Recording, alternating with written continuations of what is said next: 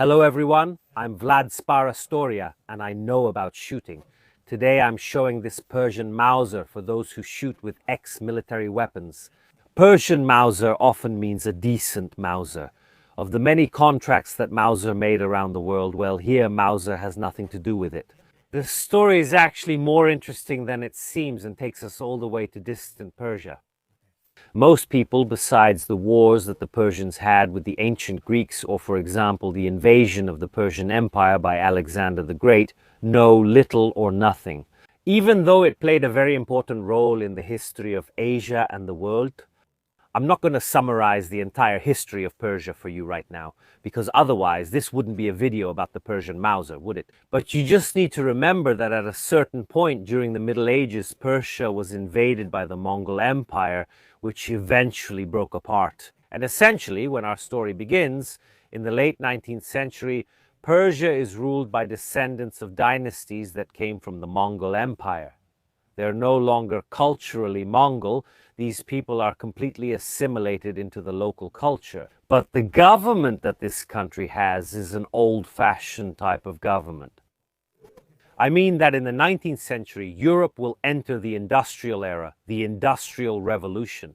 And many nations outside of Europe, like Persia as well, they will find themselves not only without an industry, or rather without having an industry, but with obsolete production methods and also obsolete political methods. It is clear that European politics, besides the fact that they produced more in Europe with the Industrial Revolution, European politics itself had much greater dynastic and social ties. Persian society at that time instead, like the vast majority of the Muslim world, was an ancient conservative society. Persia, for example, the Persian state lacked a proper army. It had neither regular nor stable troops.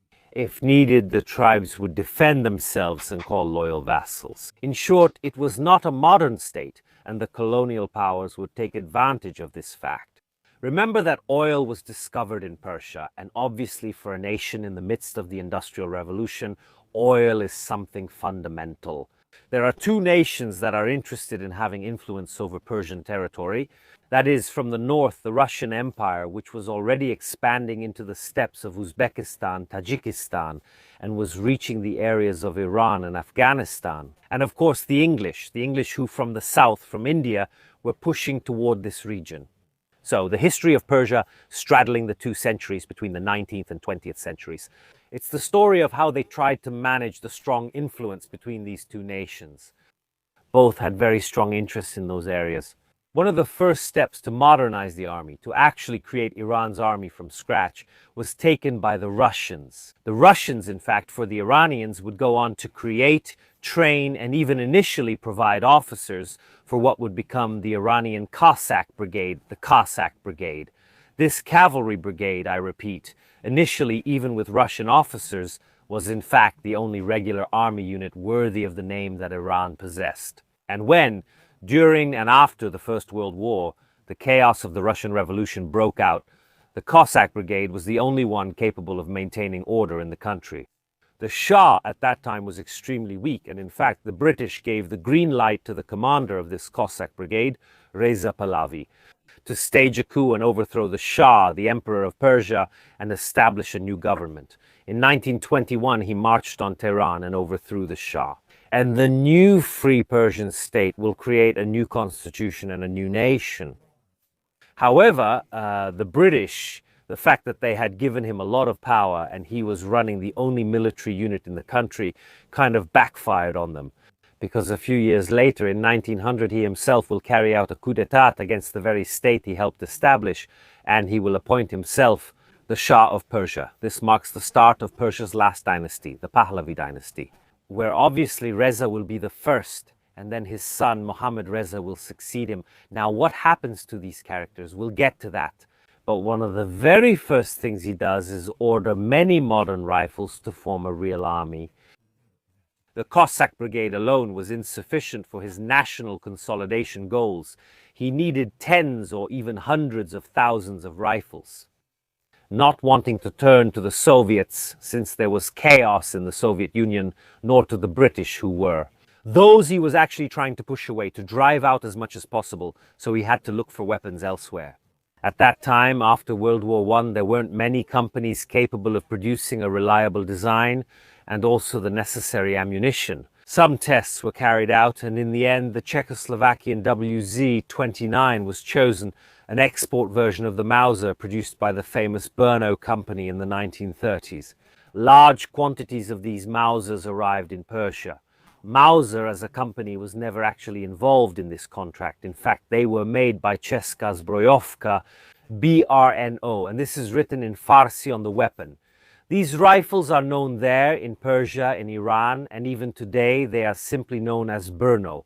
Of course, now we'll get to the inscriptions on the weapon.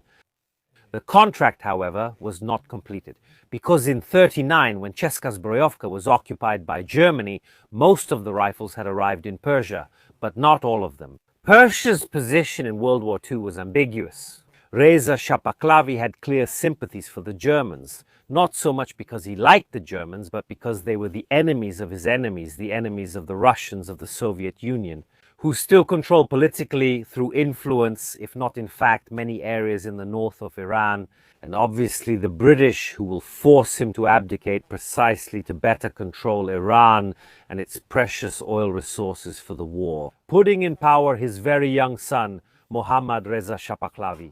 Mohammad Reza will take over the country, the reins of the country, a country in a difficult situation, a country that is being controlled by foreign powers. And he will also try to continue the modernization efforts that his father had started.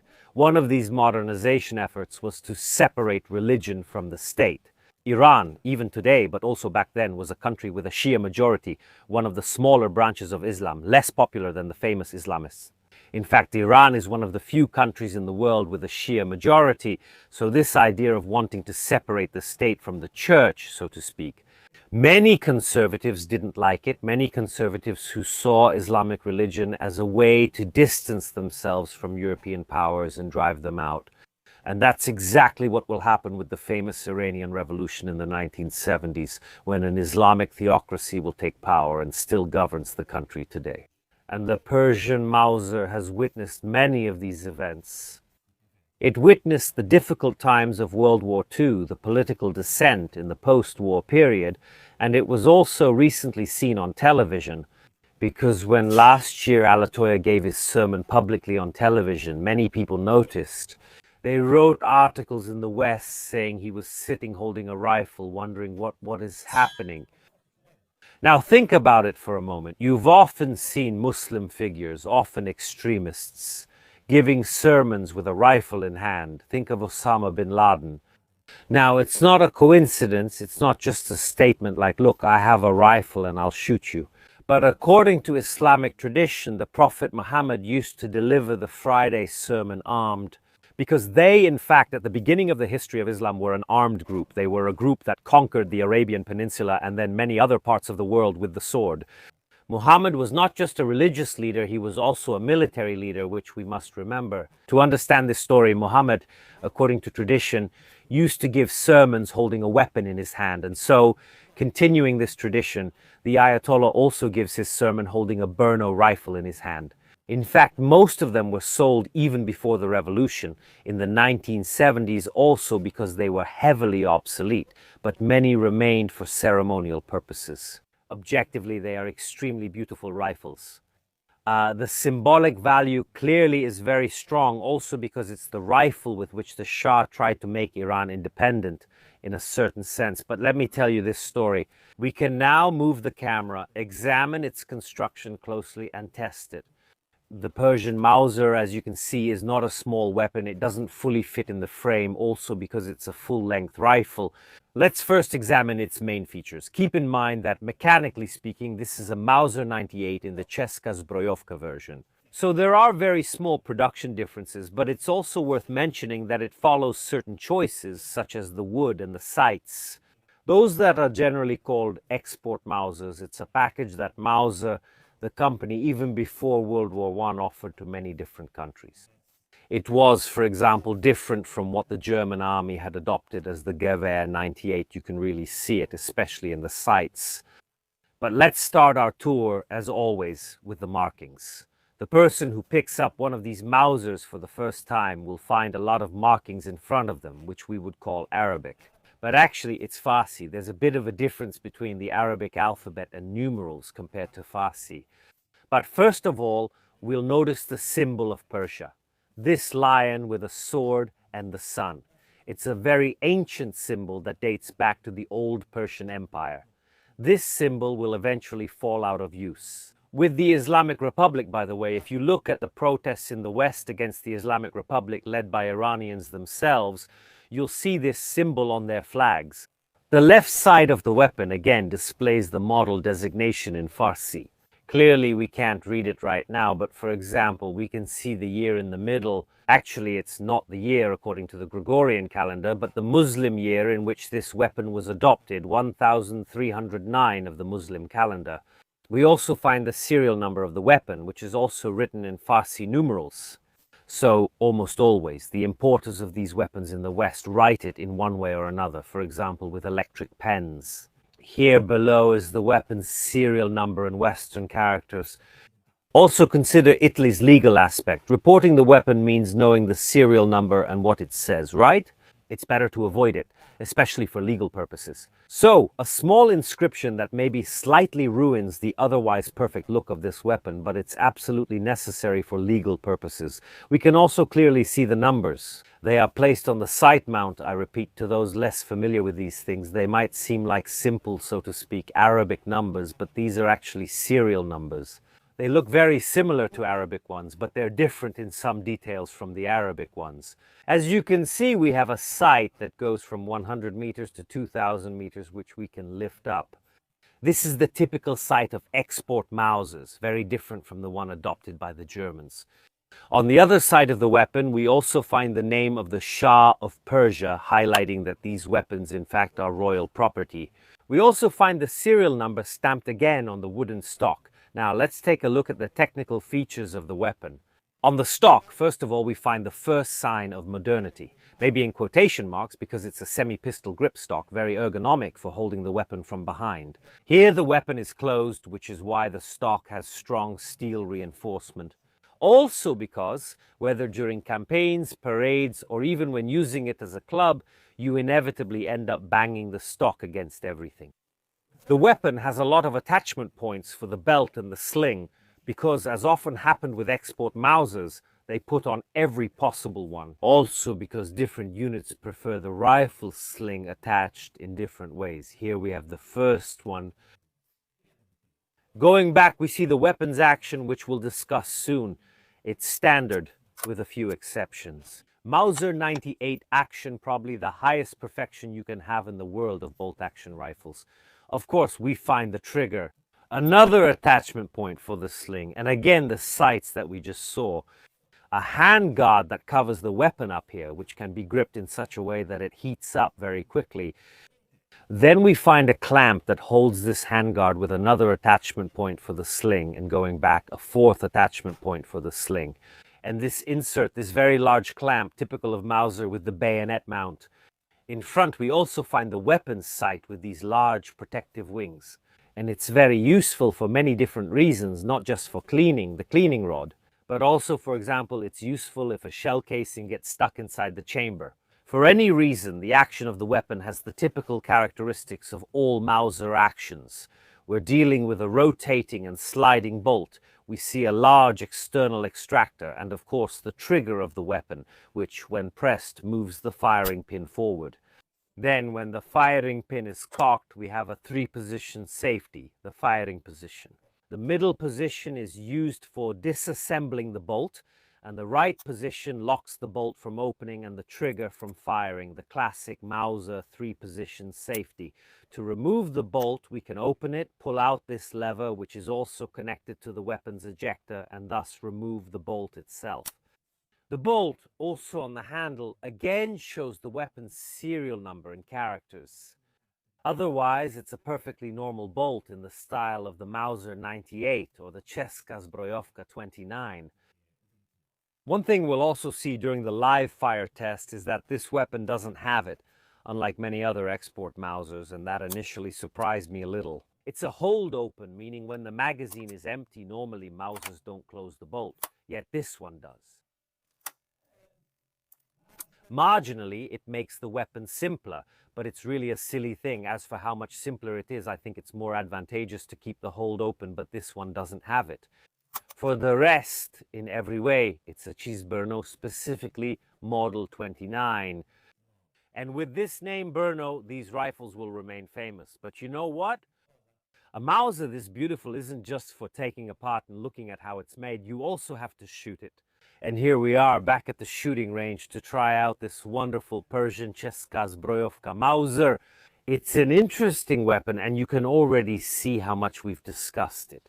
It's a rifle that's more from World War I or the interwar period. It's heavy, but like any Mauser action from this point of view, mechanically it's identical to one of the classic rifles. Right now we don't have the stripper clip, but we could load it with the stripper clip. 5 rounds of 8x57 Mauser exactly. A very powerful round, which at that time was still quite common, not only in Germany, but also in other smaller countries. Okay, we've loaded 5 rounds. We can close the bolt with the classic straight handle and fire.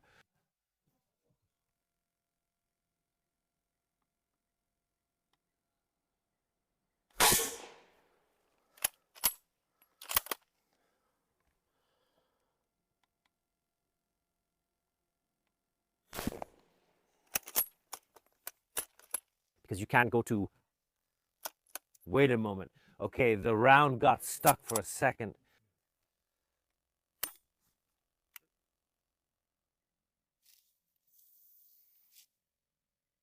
Let's wait a moment. In case the primer acts up, we don't want to have an 8mm Mauser detonation out here. Okay. Ah, it didn't chamber, simply. Okay.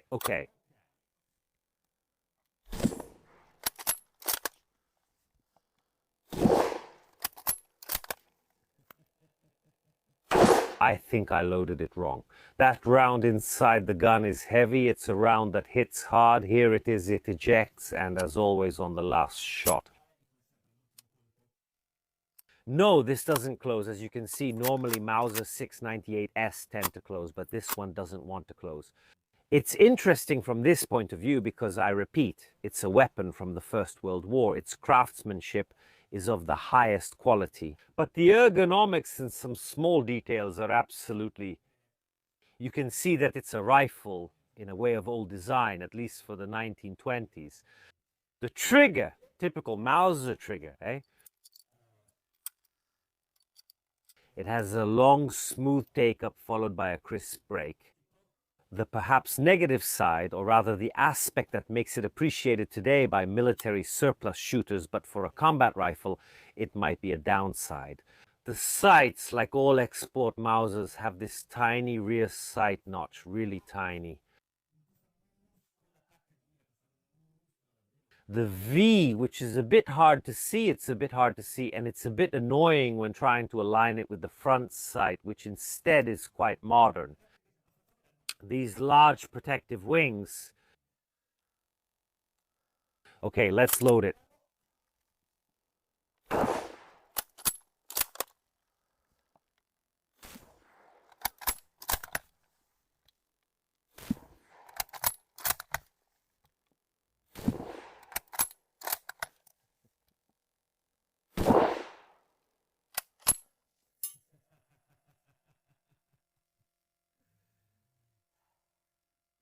Anyone who has ever held a Mauser in their hands and fired it can't help but have this big grin I have right now.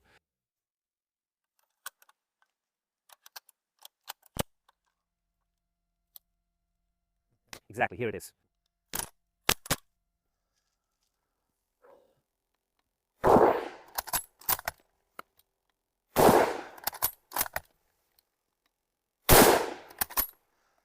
The Persian Mauser, besides being a very interesting collector's item, it's a beautiful weapon.